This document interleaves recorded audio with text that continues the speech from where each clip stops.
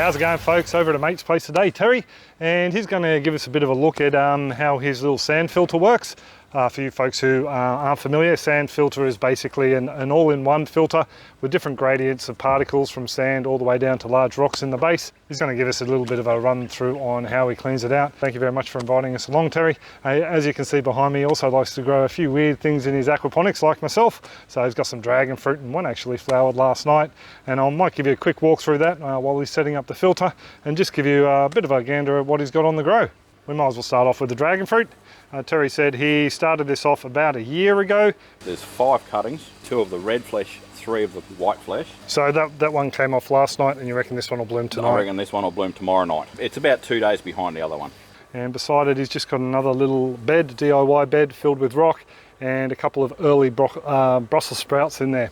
He's got a nice little greenhouse covering here as well, made up from recycled bits and pieces, which is always great to see. Just on the other side of the dragon fruit here, we've got some, what did you call it? Peppermint stripe silver beet or chard.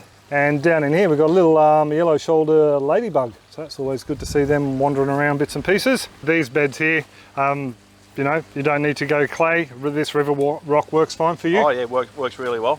The only thing I found is the roots tend to block up between the rocks. So now the water just sits there and flows, but it's not. It basically finds a path of least resistance. Much, yeah. And as always, when you have duckweed in a system, it always turns up everywhere. Down here we have a couple of deep water culture rails. They're not NFT like a lot of people call this NFT. And as Terry pointed out, they're half filled with water, so they're more just like a deep culture rail, getting ready for the winter crops. So there's only a couple of basil left and some strawberries that have set runners. Last time I was here, it was absolutely chockers with plants, but they've been pulled out, given away and moved around. There's only so many strawberries and basil you can eat. Just here we've got a couple of buckets. These ones here are just fed by a 4mm dripper line. What sort of maintenance do you do on them, man? Just occasionally, like once a week. Turn that off. It's just a case of undo that. The threaded barbs, yep. I got a threaded barb at the top. Then I just push some tie wire down through to unblock the bits of detritus back into the main line. Yep, that's caught up on it, and just do that back up straight over. Oh wow, that's a neat little trick with a little zip. And underneath, there's not a lot of roots in there at the moment, but the drain's about halfway up the bucket. As you said, it was only put in last week. Yeah. I've only been there a week. You had a couple of cucumbers in these guys? Yeah, I had one in each. Changed the lids for the different plants, so I had one plant in each, and they just grow up the whole thing. What sort of yield did you get from them? I was getting 2, maybe 3 cucumbers a day out of 2 plants. That's all right. Yeah. So I was more than enough to keep the family happy. Oh yeah.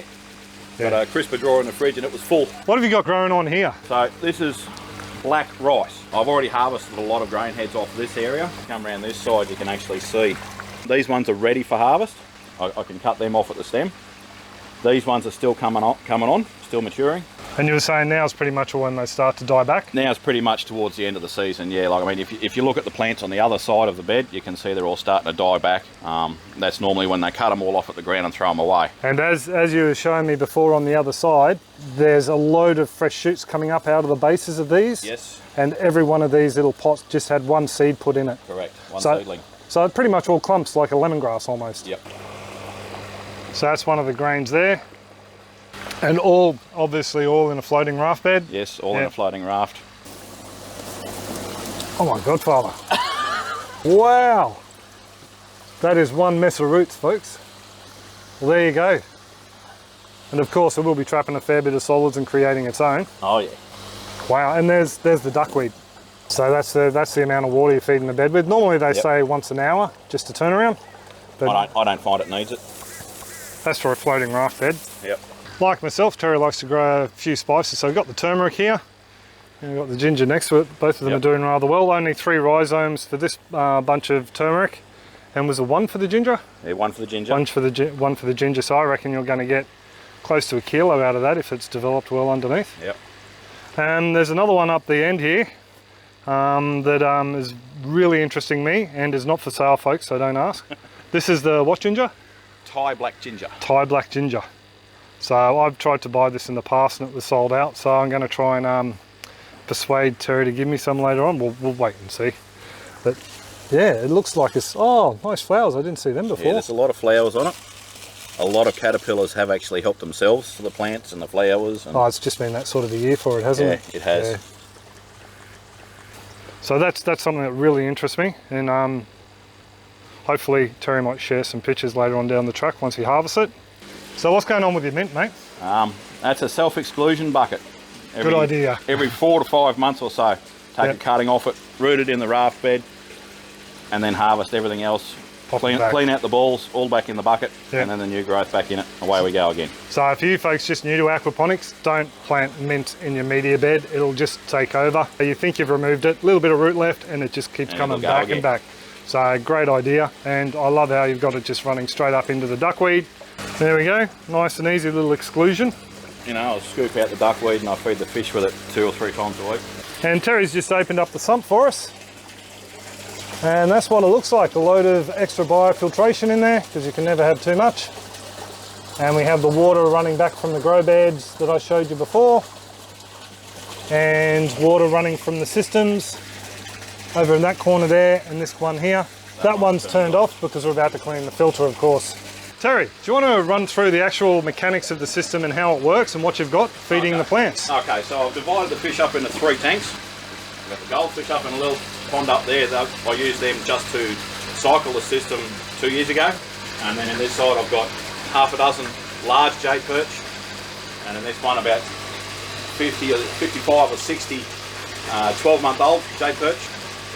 These ones here are 2.5 years old. Okay. So they're ready to be eaten. Then we come out of there into the sand and gravel filter. Which we'll be looking at the cleaning of the other one today, won't we? Yeah, we'll clean the other one today because it runs more fish. Then into a bio drum. This one's just a flow-through sponge and shade cloth filter. That one is a moving bed bioreactor. Excellent. And both of them basically out of the last bio and into the sump. Yep. And you were saying your sump is actually run with 2 pumps? Yes, I run 2 pumps in the sump.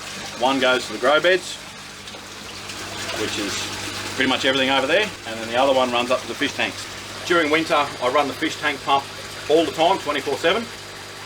But during winter, to try and retain the warmth in the water, I've got a timer on the pump for the grow beds, and that turns off overnight to reduce the heat loss. Time to pay a couple of bills before Terry and I explain how the filter's put together. A few folks who are new to aquaponics, just a bit of a heads up, I do have an interactive online beginner's aquaponics guide, probably the cheapest one around that you're going to find online. There'll be a link up in the corner there, down in the description below. It's translated and transcribed into Spanish, Portuguese, Hindi and Chinese.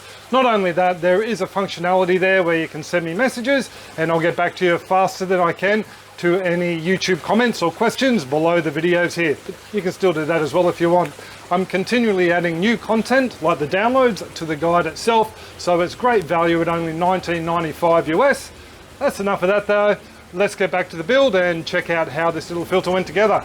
So before we get into looking at how Terry cleans the filter, I thought I'd give you a little bit of a run through the components and how we set it up with a bit of a hand from Terry. The audio wasn't the greatest on the day, plus I've made up a couple of little diagrams just to help to explain how bits and pieces go together and work.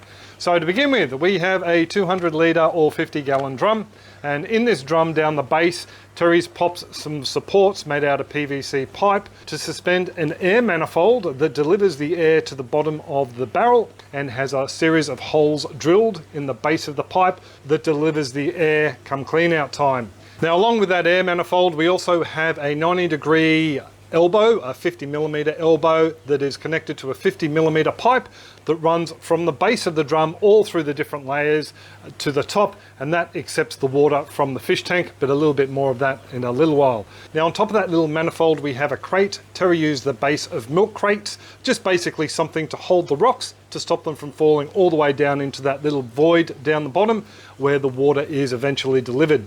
So on top of the crate we have the filter material, which I'll let Terry explain. So you do have the larger rock at the bottom? I do, yes. 20 to 40 mil river rock, which is the same rock I've got in the grow beds, and then I've got some 10 mil river rock, and then I have some 5 mil pea gravel, and then I have the builder's or paving sand on top. Now the pipe work at the top of the filter, we have one pipe bringing the water into the base of the drum. It's actually got a couple of 90-degree elbows and a little standpipe there, but I'll let Terry explain exactly what that's for. So I've got the one pipe that runs down through the gravel, which is this one, but because I've got the tank so high, I've got the water comes out at this level here, so it all aerates before it even gets down there, and the air going down there is what cleans the filter out. Yeah. So to prevent that, I'll put a couple of side steps in. Down here there's a piece of pipe work that runs across there as well to another T-piece which runs down underneath the gravel. And the air basically just bubbles up out of this pipe here? Yeah, it's bubbling out of this one here, so if I take this top off here, you can see it bubbling there. And that's just what is picking up from the top of the slope, the solids lifting in the fish tank? Falling from there to there, and it's bubbling out, releasing the extra air there, and then going down through there. So I mean, I don't have any proof whatsoever, but I wouldn't be at all surprised if the solids that are in the drum, because there's so much oxygen getting down there with it, there's a little bit of mineralisation going on down there too. And on the right hand side we have two exits. The straight exit runs straight out to the biological filter or moving bed bioreactor that Terry has in line next. And the lower drain with the 90-degree elbow and the vertical pipe, that is the drain that takes out all the dirty water when the filter is cleaned. I set mine up differently. Like the guy that originally does it, they drop the pump in the pond and then pump it into the base of the filter and force it up through the rocks and the gravel. He did a test of his own on how much head height you would need for the water to be able to push it through gravity fed, but he still did it with the pipe coming into the drum at the base of the drum. Okay. So I figured, well, why put an extra hole in the drum when you don't need to, and just run the extra pipe work down through the gravel to start with when you're setting it up. And now we'll get into looking at cleaning the filter. We're set up here now. We've got the airline ready to go, compressor's fully charged. And we've got to take off the blockage which holds the water in the drum that would normally be the run to waste. So that's that pipe there, vertical one, and out the side, and then that runs down in here. Into this drum. And from there it's going to be pumped over to your mineralisation holding tank. Now that top one's blocked off, no water's going to your bio. No. And you're bleeding off just the excess water directly into this one before you start the airing? Correct, because once you put the air in, it lifts the volume right up. And we'd get very wet? No, we won't get very wet, but if we didn't bleed it off, we'd have a lot of water everywhere.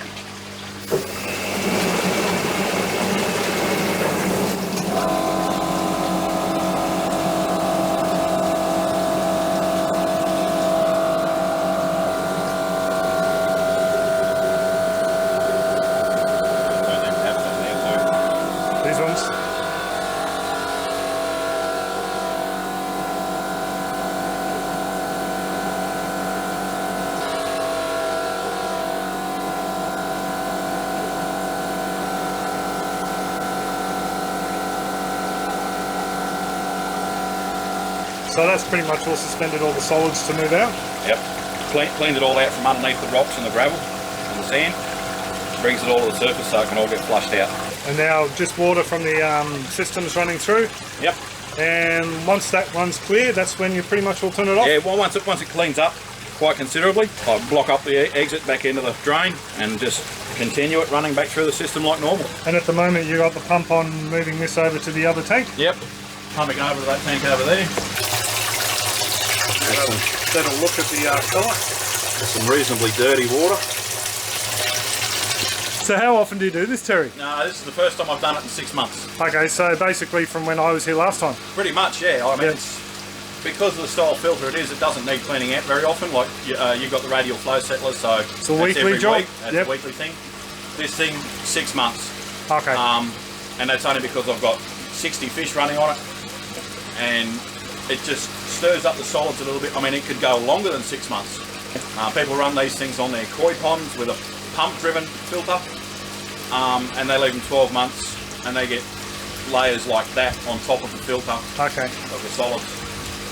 It all depends on personal preference, really. So we can actually see the sand down there now. Yep. So you reckon that's time to shut her off? That'll do me. Not a problem. So all that wastewater is coming over to these 2 drums here, and that will be mineralised.